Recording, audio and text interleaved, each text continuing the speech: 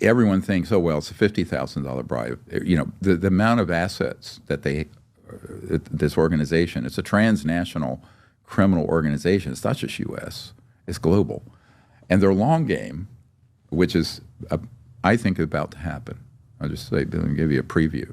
There's two ways this comes out. It comes out truthfully, and it's quite clear that these non-human intelligences and craft are not hostile.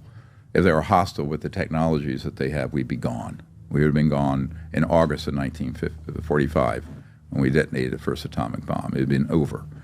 However, they have spent a lot of money and time over the last 70 years staging, false alien threats. So let me start ticking these off for you. The abduction syndrome, totally a staged CIA and other corporate event. One of the men that we have who come forward recently was abducted by a Raytheon triangular craft, he and his wife, and suffered terrible injuries back in 2000, 2001. So that is not in dispute. We can prove what I just said. The animal mutilations everyone hears about, those are 100% man. Those are human. They're all portrayed as alien. Then you have the sort of frightening stories of these objects being down in, developing world countries, blowing up a whole village. That's us. We've done that. Now, how are we doing it? Well, here's just one example of a man.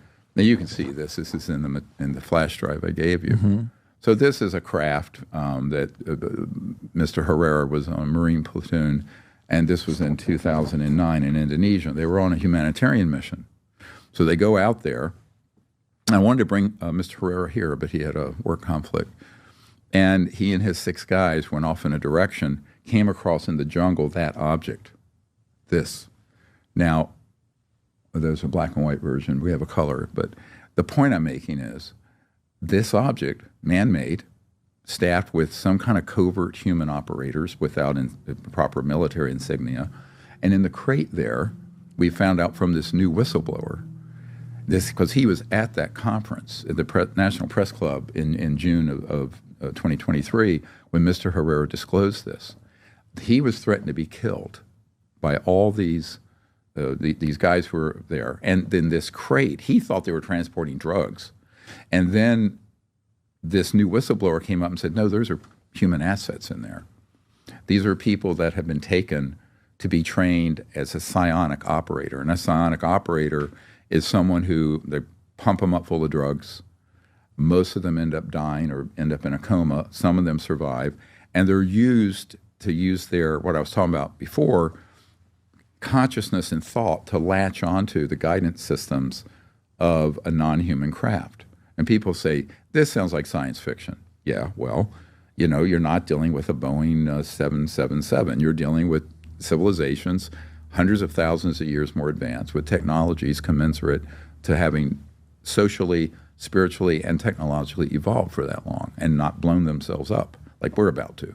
So those civilizations are at that point where they can have thought, consciousness, mind, technology interface as easily as you and I pick up a cell phone and talk, which would have been magic.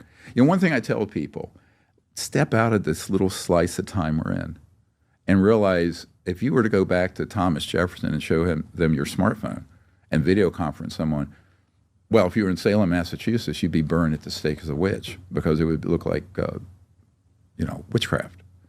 To us, it's an everyday thing. Flipping on a light switch, no one thinks about it. It'd be magic to someone 1,000 years ago.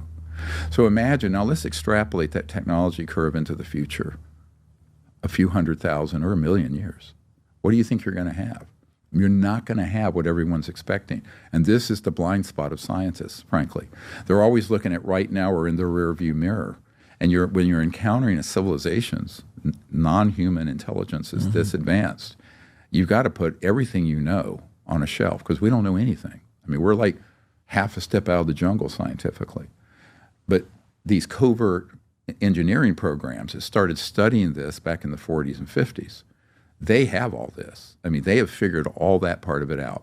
And however much you think is sitting out there in the desert, it's 100 times more.